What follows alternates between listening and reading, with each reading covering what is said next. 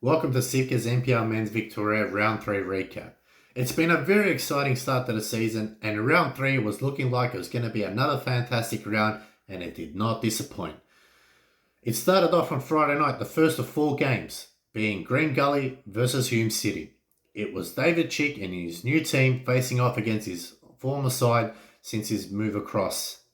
And it was a bit of spice in this one, as there was a lot to play for both teams.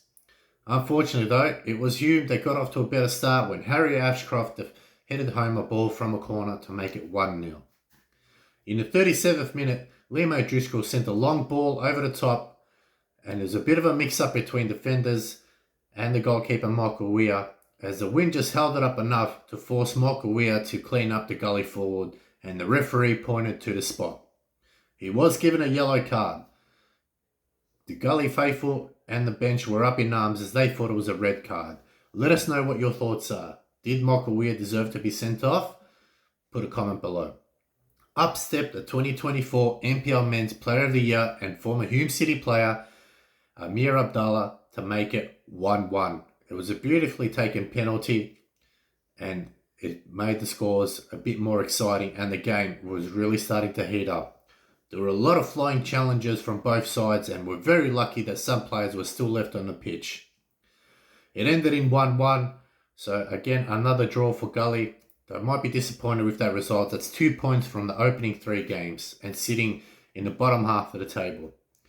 Most people had Gully in their top 4, and it looks like things are not going as planned for David Chick and his side, but there's plenty of games left to go. For Hume City and Rick Marchioli, things are looking quite good. They've got 4 points from the opening 3 games, and his game plan is starting to come to fruition. Time will tell if they can get back to the top of the table and play finals football as they did last year. Second game of the evening was also another great game between Melbourne Knights and Avondale. The Knights got off to a good start in the season by beating Heidelberg in round 1, unfortunately succumbing to a loss against South, and they're coming up against a red-hot Avondale team who have won both the opening games. For the Knights, though, things could not have got off to a worse start as Manny Agiok made it 1-0 in the 25th minute from a simple tap-in. Stefan Valentini did a lot of great work in the build-up of play and found Agiok just waiting for the simplest of balls to be put in the back of the net. The Knights fans, they'll be really disappointed with that defending because up until that point, they were playing quite good. The Knights thought they were probably a bit lucky that they were still only 1-0 down at half-time and could really give it a crack in the second half. Although, as always, things never go to plan. In the 66th minute, Stefan Zini made a lovely run on the left-hand side and cut it back into the box for a waiting Christian Trajewski to make it 2-0.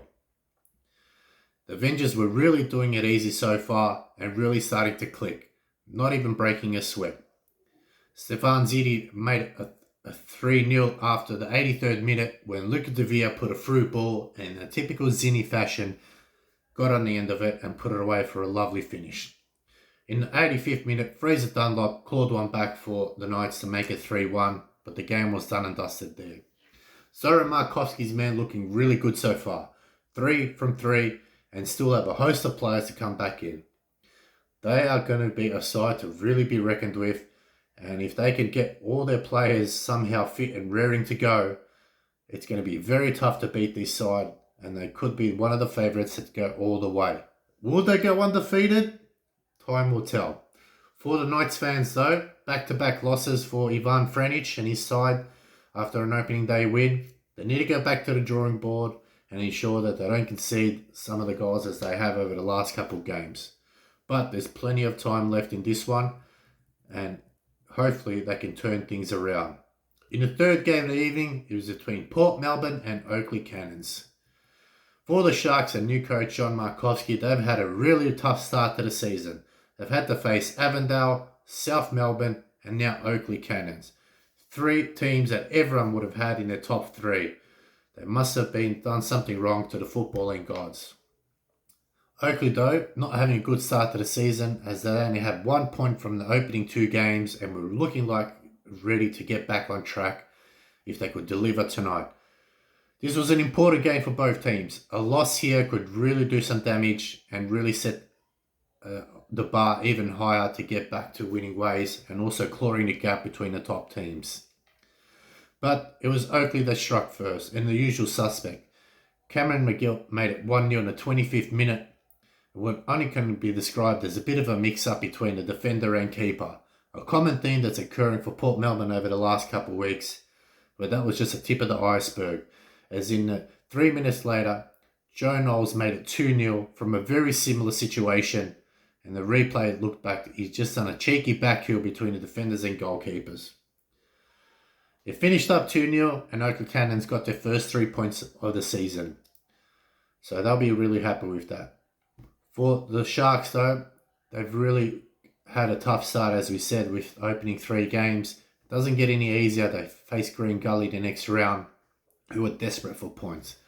In the 4th game, what a game this one was. It was a Macedonian derby between the Preston Lions and Altona Magic. What a game this was. It can only be described as a fantastic atmosphere, and credit needs to go to everyone involved and the fans, as 5,400 people were packed into Genestil Stadium to witness a really fantastic game of football between two sides. Got to give credit to Preston Lions. They've really set the bar high for every team to follow and ensure that they get the supporter base right.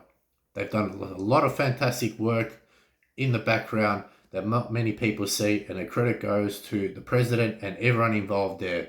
To consistently average 3,000 to 4,000 per game is a fantastic effort for a club that's been in the conundrums for over the last few years. So credit due goes to everyone involved, and let's hope we see those numbers continue to rise, and I'm sure it will with some upcoming games. It was, again, a very tough game. Both teams really pushing for a result. And it all came down to a bit of magic from the one and only Leighton Brooks. In the 42nd minute, they did have a brilliantly taken free kick that beat Christian Roshi in the bottom right-hand corner. It was a superbly taken free kick, one of the best ones you've seen in quite a long time. And Leighton Brooks has made it 3 from 3 in the opening 3 games. What a signing he's been for Preston Lions. He's definitely put his hand up for being the Player of the Year and the Golden Boot winner. And if he continues this fine form, it's only a matter of time where we start to see his real good qualities, and defenders have to be put on notice. The Magic, though, just didn't have enough in the tank to take it out, even though they did have a player sent off. But they just couldn't ensure that that extra man advantage that the Magic had could count. And in the end, it finished up 1-0. On Saturday, it was only one game, and it was a dandy derby. This game never disappoints. These two teams love to bring out the best of each other, and the score lines over the last couple of years have been absolutely crazy. The Thunder, though, do have the wood over them. And Dandy City, though, after the opening 2-game draws, were looking to get a win on the table here, and things got off to a really good start when Thomas Giannakopoulos launched a long-range bomb, and the ball just dipped in front of Jamie Young to make it 1-0 in the 7th minute. It was a brilliant goal. And if that was something that was going to occur, things were just looking up from here on in. In the 19th minute, new signing Hassan Jallo clawed one back to make it 1-1. The new signing has 3 from 3 in the opening games, has been quite an entertaining figure to watch up front. Really exciting, has a lot of pace, and Dandy Thunder do have a forward that everyone's excited to. If you can link up play with Ali Suleimani, things are only going to get more exciting. Just before halftime, though, Dandy City, through a calamity of errors, conceded a goal through Kyle Taylor to make it 2-1. It was poor defending from City. They really should have done better there. As always in this game, there's always one final twist, and Dandy Thunder thought they had the points, but in the 98th minute, George Lambertarides headed home from a corner to make it 2-2. This time, City were on the receiving end of a good goal rather than conceding one as they were the week prior to Preston. These two teams, as I said, just love to bring out the best of each other, and it's always an entertaining game. Thunder, though I'll be disappointed with conceding such a late goal, are still in a good position. Can they really do some damage this season? I think so. They've got some really exciting players on their team, and they're really starting to gel. If Adam Pitty can bring the best out of everyone, I think they're going to be a real dark horse to sneak into that top 6. For Dandy City, though, it's another draw. 3 from 3. They've got to really work on the defence. They've conceded so far in the opening 3 games 7 goals. So Nick Tolias has a lot of work to do. He knows his forwards can do the job, but he just has to get the defence right and his midfield working. Once he can, I do believe they'll climb up the ladder. On Sunday, though, we only had one game, and that was between Dinamo and the Burgers at Knights Stadium. Heidelberg, having played there 2 weeks prior and losing against the Knights, we're probably glad that this game is being played at a neutral venue. They don't have a good record at Dinamo's ground, as Dinamo ground at the moment is going under ground reworks. Unfortunately for Dinamo, they didn't have that same magic. In the 10th minute, Bull Juwash managed to score a goal after a lovely through ball from Sabit Engol to make it 1-0. The Burgers had control majority of the game and ensured that they had quality possession, but they couldn't break the defence as Dinamo were holding on. But a little bit of magic, that's all it takes, as the second goal was scored by none other than Japanese superstar Asahi Yokokawa to make it 2-0. It looked the goods for the Burgers. They were looking at another clean sheet and pushing hard to get a third goal before half-time, as they were consistently playing in their attacking half. But a little bit of magic from Emmanuel Peters, as he managed to split the defence and get on the end of a through ball to make it 2-1. It was a good goal from the new signing, as he's hoping to rekindle his magic from last season and get Dinamo back on track. The game ended up 2-1, and Dinamo will be disappointed that they couldn't claw another goal back. For Heidelberg, good result, back-to-back wins for them. They'll probably be disappointed they conceded a goal late in the first half, but nevertheless 3 points is all a must. The final game of the round, and what a game this was, is between Melbourne Victory and South Melbourne, played at the home of the Matildas. Most people would have seen this game and penciled in an easy 3 points for South Melbourne, as they are one of the top teams of these year, and people are really enjoying the football that South are playing. Although the script might have not been written as what people have wanted, it was a script that always, count. Max Mikola and Froze. They always cause havoc in every single game so far this season, and that's proven as well last season. Teams just don't know how to defend.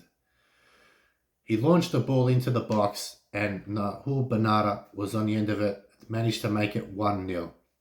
It was a really scrappy goal, but they're the ones that count, and as long as it goes in the back of the net, South don't really care. It was looking like another low-scoring affair as South controlled the tempo of the game, and it tried to make it difficult for Melbourne Victory to get into rhythm. But these kids don't give up. They pushed and pushed, and it was a little bit of George Mel's magic when he chipped in a beautiful cross in the 80th minute for Marko Jankovic to make it 2-0. It looked like the game was going to be dead and buried, and that Victory was staring down another loss. But with 10 minutes left, anything can happen in football, and unfortunately for these kids, they did just not give up. It all started with Tommaso Minatoli scored in the 80th minute to make it 2-2. So I skipped a bit. The final game of the round was another Monday night fixture between South Melbourne and Melbourne Victory at the home of the Matildas. On paper, this game was looking like an easy 3 points for South, as most people would have had them penciled in for an easy win. If this game was anything to go by, the script didn't follow suit. It was Max Mikola, and he's launching his one of famous throws that he's known for and causing havoc for defenders across the league. He launched it into the box, and Nahul Banata managed to squeeze past a couple of defenders and a keeper to make it 1-0. Things got even worse for Victory as their assistant got sent off. for deeming to be throwing a bottle of water at the fourth official. That's what the word around the traps is. I'm not too sure if that's correct, but if it is, that's disappointing, and hopefully we can hear from Victory and they make a statement. It was looking like it was going to be another easy game for South, controlling the game, but in the 76th minute, Jesse Hoey scored a goal for Melbourne Victory, just coming on 2 minutes earlier after a poor defensive error from South Melbourne, something that they rarely do. It was a topsy-turvy game from there on in, as Victory were hoping to ease out a draw and South were pushing to get another equaliser. And in the 80th minute, Marko Jankovic was on a receiving end of a beautiful cross from George Miles to make it 2-0. George Miles is really starting to get back to his Port Melbourne days, as his forms is really starting to get better and better. He's scoring goals, he's assisting, and he's a real driving force for that South team. If he can continue that form, he's definitely going to be in the mix for Player of the Year. South fans hope that he continues his fine streak over the coming weeks with some massive games.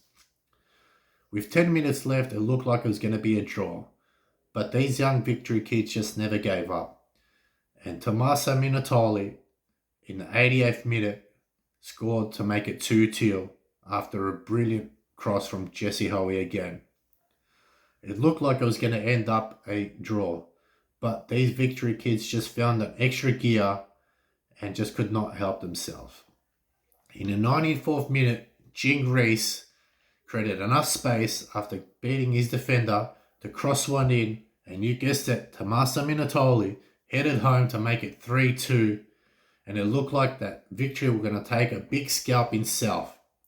With only 1 minute left on the clock to go, things were looking good for Melbourne Victory. Unfortunately, South Melbourne had one last roll of the dice and launched everyone forward.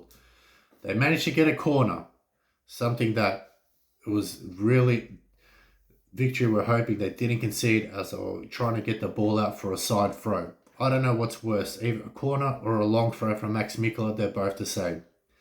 A cross came in, and on the end of it was Gustav Nelson, the new striker, standing way above everybody else, headed home a ball, and the hearts of the Victory players just sank to the end, while South and their players were so ecstatic that they managed to secure themselves a draw. It was an entertaining game from start to finish, and credit goes to both teams. South keep hold of their unbeaten streak, albeit having a draw. Victory can hold their head high. It was a really good result for them, and maybe with a bit of experience, the game management, they could have taken this one out. But that's the way football goes. It's round 3, and we're starting to see some players really delivering for their new teams, while other players are yet to step up. It is so close in the ladder that from 5th place to last is only 4 points. That's right, from 5th to last is 4 points. One win gets you back on track. One loss can get you back all the way down the ladder. And every bit of points and goals makes a difference, especially when 3 teams go down this season. So, after 3 games, Avondale, 3 from 3. South, they are the team that haven't lost a game yet. Everybody else has one lost, one, or drawn all 3. Round 4, though, looks like it's going to be another cracker of a round, and it starts off again Friday night. It is between Heidelberg and Preston Lions at a neutral venue at the home of the Matildas. Another big bumper crowd is expected for this one, and it's going to be a great game nevertheless. My tip for this one is I think Preston's going to do it 2-1. I just think they've got plenty of experience on the pitch and leaders everywhere you look. Although Heidelberg, they're a young team, they're an exciting team. I think if they can control the midfield, they'll be definitely the better of the two. But Preston, for me, will take this one out. Second game of Friday night is between Dandy City and Hume City. Dandy City still looking for their first win. They've had 3 straight draws. Will need to make sure their defence is in order as they face a Hume City side who are starting to hit their strap and really implement their football style of their new coach, Rick Marchioli. For me, I think this one's going to be a tight game and it'll be another draw. Unfortunately for Dandy City, 2-2. Third game of Friday night, and this is a really big game. It is Port Melbourne Sharks versus Green Gully. Sharks yet to register a point, and Gully only 2 points in the opening 3 games. Really need to be up for this one and ensure that they nothing but 3 points is all they're looking for. It's going to be a tough game for John Markowski and his men. They face Avondale, South Melbourne, Oakleigh, now Green Gully. But a Gully team that's not really finding form at the moment, so it might be a blessing in disguise. For me, unfortunately, I don't see Port having enough in this one, as Gully just have too many special players that can really turn it on, and they'll make it 2-1. Fourth game of Friday night is between the Oakleigh Cannons and Melbourne Knights. Oakleigh is starting to hit their straps now after a win on the weekend, and Melbourne Knights, after a good start, are now on the end of back-to-back losses. Really can't afford to lose game. If they lose here, it's 3 straight losses for Ivan Franic and his side. And for a team that wants to play finals football, you can't afford to lose 3 in a row. For me, I think Oakleigh would definitely are the winners here. I think they just have enough. They're starting to get into rhythm. They're starting to find their feet. And I think it'll be a 2-1 result there. If Alex Salmon does play, I think it'll be 3-1. Saturday has 2 games. And we start off with Avenger Park, who welcome Melbourne Victory. The Avengers, who are 3-0 in their opening games, are looking quite good, and they are really in top goal-scoring form. Melbourne Victory, though, have a moral victory after taking South all the way up to the 95th minute for them to get a draw. Have been playing some good football, but they just need to play consistent football across the 90 minutes. For me, I think this one's going to be a Avengers goal fest. I think it'll be 3-0. Second game of Saturday night is Altona Magic, who welcome Dandy Thunder. This is a really important game for both sides. Both sides need to find some form and consistency to ensure that they push up the ladder and into the top 6 to play finals football. So Goran Lozanovsky, has done magic before in last season when he managed to get this side almost just outside the 6, and I think he needs to reclaim that. Thunder, though, I think with some really good signings, have made a difference and are starting to really implement their game plan. I think it's going to be another tough game, this one, and I think it'll be a 2-2 draw. The final game of the round is another Monday night fixture, and this time it's at Lakeside. It's South Melbourne versus Dandenong. I think for this one, South Melbourne will be disappointed by their last result against a 3-3 draw against the Melbourne Victory side. Back at their home, and they know that the football they play there is a lot different to what football they play at away grounds. The running track around the ground definitely helps Max Mikola, and I think you can guarantee in this game he's definitely going to have at least 1 goal involvement, if not 2. Dinamo, though, they've really got to find their straps after some, an opening day draw and a loss to the Magic, and also another loss to the Heidelberg. Really can't afford to go 3 straight losses in a row, and Cam Watson has to find that spark again and get his boys over the line. I think it will be another tight game, and I think South Melbourne might just edge this one out 2-1. Well, that's my tips for this week. Let me know your thoughts on how the games and how you see them, and let me know if I'm just talking out of pocket. But it's been another brilliant round of football, and I can't wait for round 4 to kick off. Who's your tips for this round? Drop a comment below. Let me know what you want me to talk about in the next week's recap. I'm definitely happy to chat to you and see what your ideas are. Thanks for watching. Make sure you give me a like and a follow on all my social medias, and thanks for your support.